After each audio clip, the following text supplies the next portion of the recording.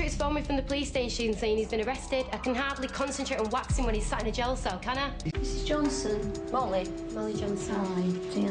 Pleased to meet you. Hey, Dan. Thanks for coming in. Detectives explained to Molly that her husband, Patrick, has been arrested for criminal damage and threats to kill his brother, Nick, who Patrick is accusing of stealing his dog. Poor Judy's a bag of nerves with it all, I'll tell you. But if you can just help us while you're here with a bit of background about, you know, what's the relationship like between your husband and his brother, Nick? Between Nick and Patrick? Yeah. Just like any other relationship. I mean, the brothers, and they have their ups and downs, but it's not anything major.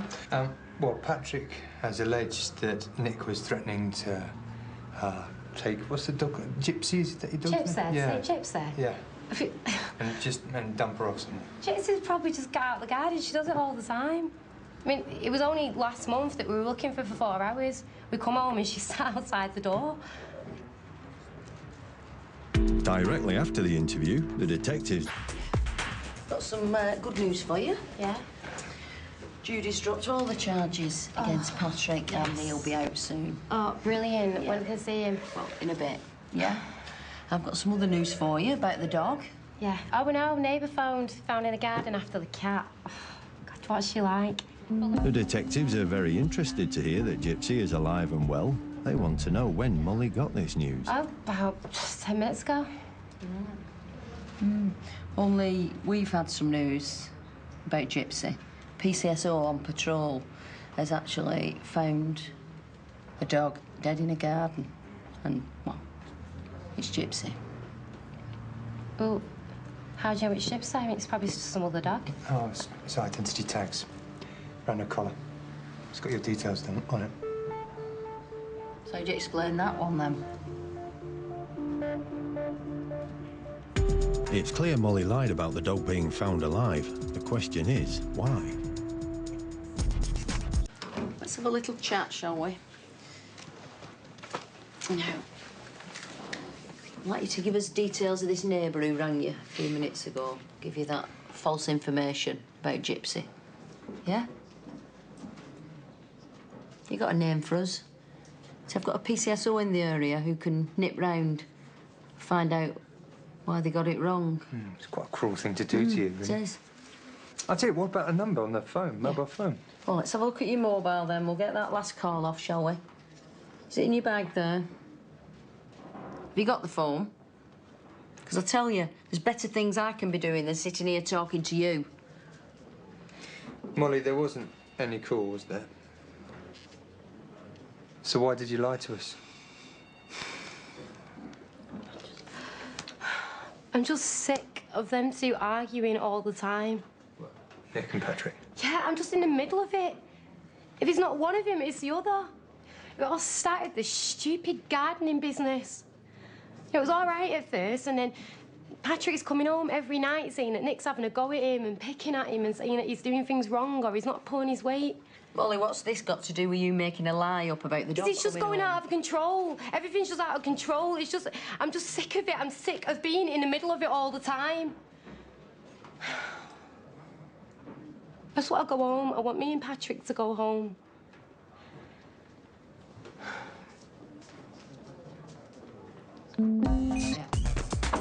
The detectives think that Molly may hold the key to all of this. She lied in an attempt to get husband Patrick out of the police station. Does she know more than she's letting on? Yeah, No, just a minute, just a minute. No, I want to find my husband and I want to go home. I've been here for how long and I've had enough now. I just want to go home, OK?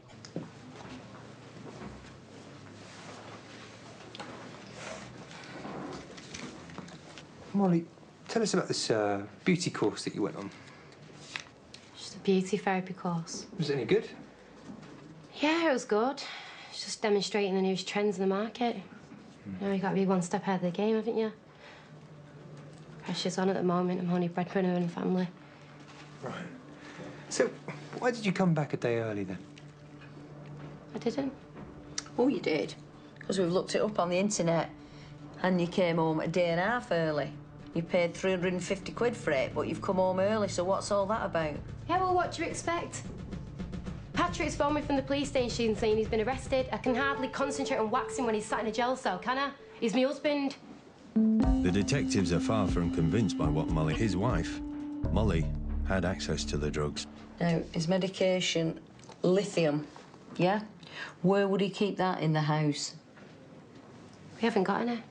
He don't take it anymore. He's not needed it for ages. So he's not taking it for ages? Yeah. He's been fine. We've not needed it. The suspicious D.I. Preston accepts this for now, but she still wants to know how Molly got back from her beauty therapy course so quickly. Let's take, for example, today. He said you've come home to come in because you received a call from your husband, didn't you? Yeah, I did. Yeah. Well, your husband got arrested and brought in here. He's in here about 11:20. He made a phone call to you from custody, asking you to come to the station, didn't he? That's the call you're on about, yeah? Yeah. Right. Well, your course is 2.5 hours away, so how have you got here in 40 minutes if you haven't come by helicopter? Look, to tell you the truth, right? Patrick phoned me yesterday, told me about the pergola incident, right? And I knew it was going to kick off. He was gloating about it and everything, and I thought, I need to get home. And I would have gone home, except I'd had a drink, so I couldn't. So I did plan to go home the next morning. What, today? Yeah, today. I planned to come home this morning, got up at 6 o'clock. However, then I find that I've left my battery on in the car, and the car's broke down. So by the time the breakdown services come, it wasn't until 11 o'clock till I got back. That's the truth. That there is the truth for you, OK? So why were you rushing back, then? He hadn't phoned you then to say he's locked up, had he? He didn't phone you last night and say, oh, I'm going to be locked up tomorrow. I just want this to be private, OK? His condition, everything, he just wants it to be private. He doesn't want anyone to know about it. At the end of the day, we're handling it. Yeah, but you're not. No, but we are. You're not. Me and him, it's none of anybody else's business at the end of the day, and we're handling it by ourselves. Look, please don't section him. Please, he doesn't want it. It'll be his worst, it'd kill him. His wife, Molly, about Patrick's outburst and that he is now seeing the doctor. It's important, this. How long's Judy had a key for your house? Just always had one for each other's, in case of emergencies. So she's had one for some time? Yeah. OK, thank you. I'll go and see if I can get some news on Patrick, yeah? With this new evidence, D.I. Preston decides to turn up the heat on Molly, Sit down. interviewing her under caution.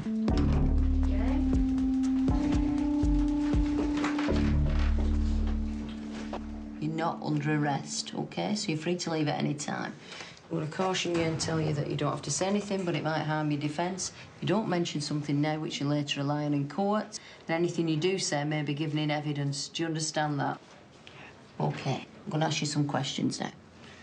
Did you know that Judy was going to be in your house last night? No, I had no idea. Absolutely no idea. No. You see, we know that's a lie. We know you spoke to her for 5 minutes and Patrick threw her out. OK. So what was the phone call about?